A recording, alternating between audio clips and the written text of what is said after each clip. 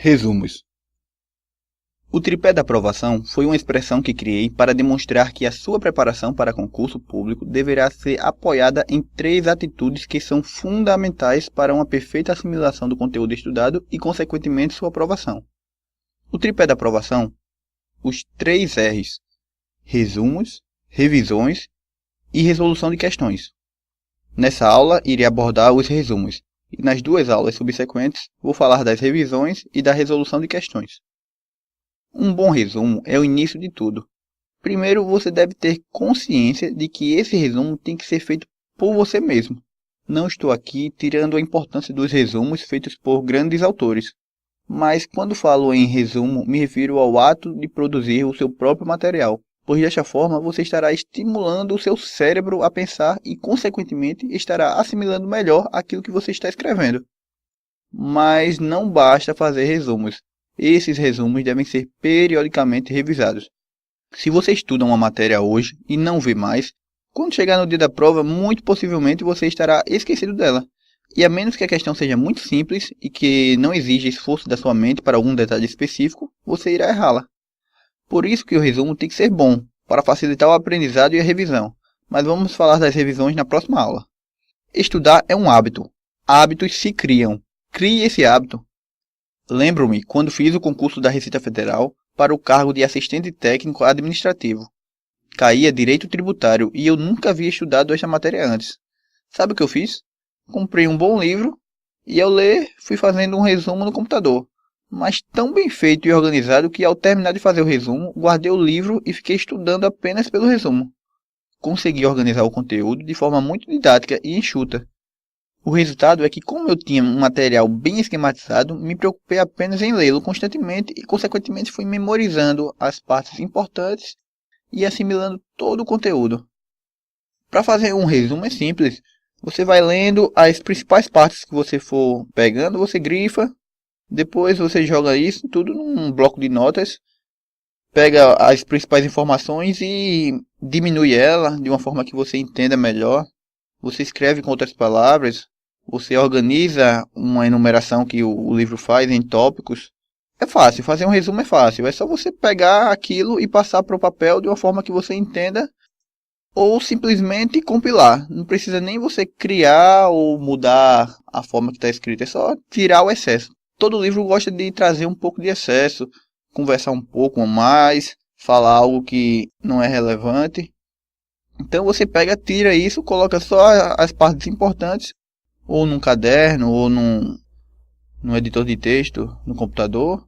Depois organiza tudo, imprime, pronto. Você fez um resumo e este material vai te ajudar.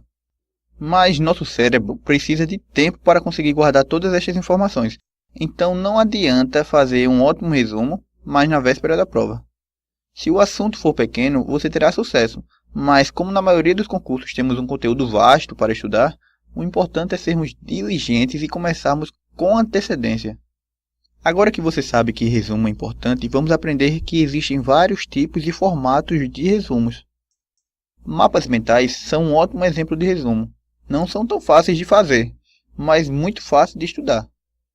Para quem ainda não conhece, mapas mentais são basicamente resumos em formato de diagramas, em desenhos e informações ligadas em tópicos. Eu gostava de usar os mapas mentais para a revisão geral do assunto, pois com os mapas mentais era possível revisar uma enxurrada de conteúdo em poucos minutos. Um ótimo site onde você encontrará vários mapas mentais à venda é o Mapas e Questões, www.mapasequestões.com.br. Mas se você pretende fazer o seu próprio mapa mental, segue aqui uma ferramenta muito boa e gratuita. É o Examtime. O site é www.examtime.com, desta forma que eu coloquei aqui escrito. Totalmente online e você ainda conta com uma biblioteca de mapas mentais feito por outros usuários. Mnemônicos são também ótimas ferramentas que te auxiliam na hora de fazer um bom resumo. O que seria isso? O conceito do Wikipedia. Mnemônico é um auxiliar de memória. São tipicamente verbais e utilizados para memorizar listas ou fórmulas, e baseiam-se em formas simples de memorizar maiores construções. baseados no princípio de que a mente humana tem mais facilidade de memorizar dados quando estes são associados à informação pessoal, espacial ou de caráter relativamente importante, do que dados organizados de forma não sugestiva ou sem significado aparente. Vou te dar um exemplo clássico de mnemônico. Se você já vem fazendo concurso, com certeza você conhece esse mnemônico. Mas também, se você não conhece, não se assuste. Quando você começar a estudar direito administrativo, é um dos primeiros assuntos, que são os princípios que regem a administração pública. Estão contidos no artigo 37 da Constituição e é o famoso LIMP. O LIMP é um dos mnemônicos mais famosos. Legalidade, impessoalidade, moralidade, publicidade, eficiência. Percebam que as primeiras letras formam uma palavra LIMP. Pronto. Essa é uma boa forma de você resumir. Quando você tem muitas informações e você tem que condensar essas informações em resumos, você usa também os mnemônicos. Na hora de memorizar é mais fácil e na hora de lembrar é mais fácil, porque você lembra facilmente dos 5 princípios lembrando da palavra LIMP. Outro exemplo não tão conhecido é esse aqui. O salário mínimo deve ser suficiente para comprar velhas na TPM. Como? É isso mesmo, velhas na TPM. É só um mnemônico para facilitar você decorar o seguinte: vestuário, educação, lazer, higiene, alimentação, saúde, transporte, previdência social e moradia. Pronto. Mas é preciso decorar isso tudo? Com certeza. A gente vai ver depois da próxima aula, quando estiver falando de resolução de questões, que através das questões que você vai avaliar o que é que a banca gosta de cobrar. Se você resolver uma questão e viu que ela cobrou um decoreba, então você vai decorar. Existem vários mnemônicos disponíveis na internet. Você pode encontrá-los ou simplesmente criar os seus. Eu gostava de criar, mas isso não importa. O importante é você fixar o conteúdo para na hora da prova não se esquecer. Dentro do tema resumos se encaixa a tabela de prazos. Trata-se de uma tabela feita apenas com os prazos e informações numéricas contidas em uma lei. Todas as vezes que estudamos algumas leis, vemos que existem informações importantes como prazos, quórum para votação, número de membros de comissões. Se apenas passarmos um marca-texto nessas informações, isso não será suficiente para assimilarmos e memorizarmos as informações. Cuidado para não grifar o artigo todo, pois quem grifa tudo não destaca nada. A princípio parece que surte efeito, mas quando você começa a estudar outras leis e a se deparar com mais números, mais prazos, a tendência de nosso cérebro é misturar os números e confundir tudo. A solução que eu encontrei para chegar no dia da prova com todos os prazos na ponta da língua é bastante simples.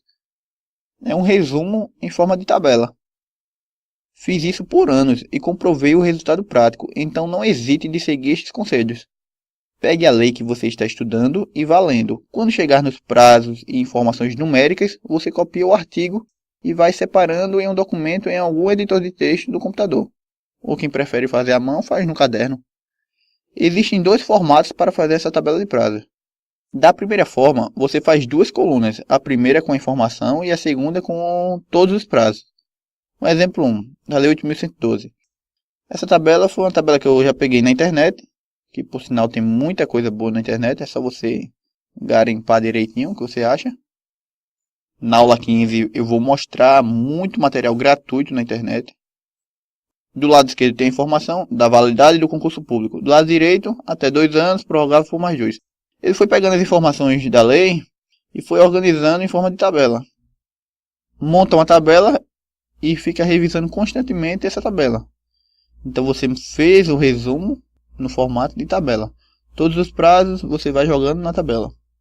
É uma forma boa, mas dá mais trabalho. A segunda forma é estruturar os artigos em tópicos e colocar um abaixo do outro, destacando em negrito o prazo ou o número que deve ser decorado. Era a forma que eu fazia. O mesmo exemplo, com a Lei 8.112. Artigo 12. O concurso público terá validade de até 2 anos, podendo ser prorrogado uma única vez por igual período. Percebam que eu dou destaque aos 2 anos, a igual período eu também dou destaque a prorrogado uma única vez. Essas informações, com o tempo, você vai vendo que são informações que são cobradas. Ou seja, essa parte em destaque são as partes em que o examinador vai tentar confundir você.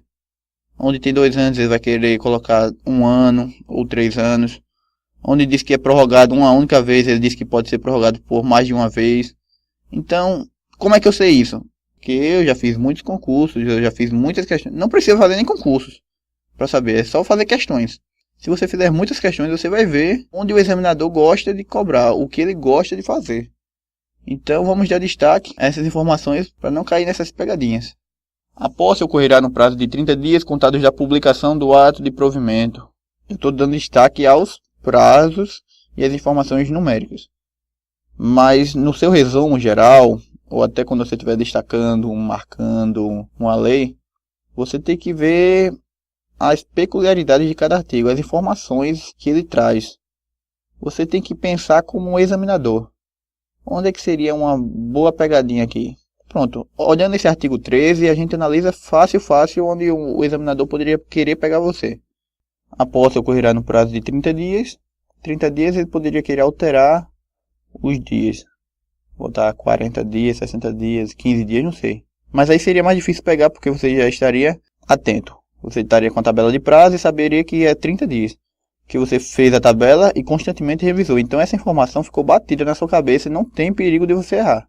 Quem vai errar essa questão é quem pegou a lei e leu a lei uma vez só, não fez questões, não fez o tripé da aprovação. Se você não fez o tripé, aquele candidato que só apenas lê, não resume, não revisa, esse candidato não está se preparando corretamente. Mas você é um candidato atento e vai ver o seguinte: 30 dias você não erra, mas ele pode colocar aqui, ó, contados da publicação do ato de provimento. Em vez de botar contados da publicação, ele pode botar contado da elaboração do ato de provimento. Uma coisa é ser elaborado o ato, outra coisa é ser publicado. Então, quando ele colocar aqui, você já sabe, é da publicação. Então, essas informações, essas minúcias que você vai lendo, que com o tempo você vai pegando a manha. E a tabela vai seguindo. Artigo 15. É de 15 dias o prazo para o servidor empossado em cargo público entrar em exercício, contados da data da posse. Artigo 18. Eu vou colocando as informações e vou botando negrito. Eu usava essa segunda forma, pois era mais fácil de fazer e eu ia me acostumando a ler o próprio artigo onde continha o prazo ou a informação numérica importante. A primeira forma é mais comum de se encontrar já pronta na internet. Tem apenas o cuidado de revisá-la para verificar se as informações estão corretas.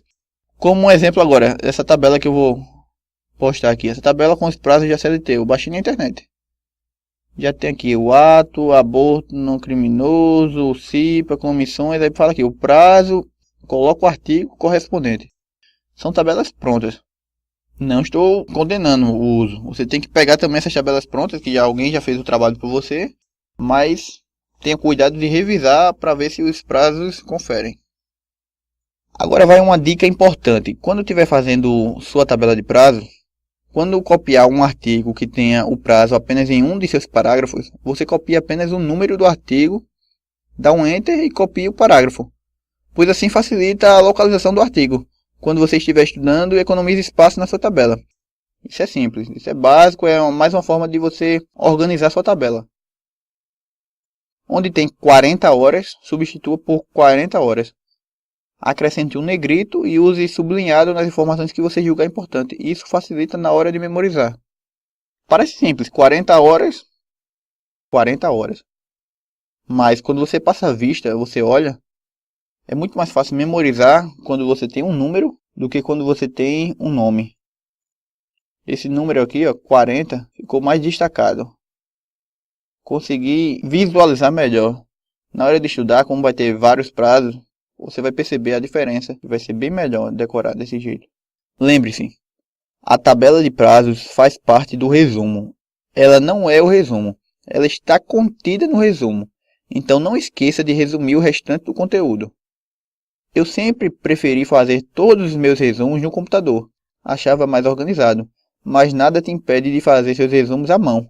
Faça da forma que mais te agrada e que facilite ao máximo seu estudo. Te passei a estratégia, cabe a você escolher o formato e adaptá-lo às suas necessidades. Agora que você já sabe a importância de um bom resumo, vamos aprender na próxima aula sobre outro fundamento do tripé da aprovação, que são as revisões. Até mais.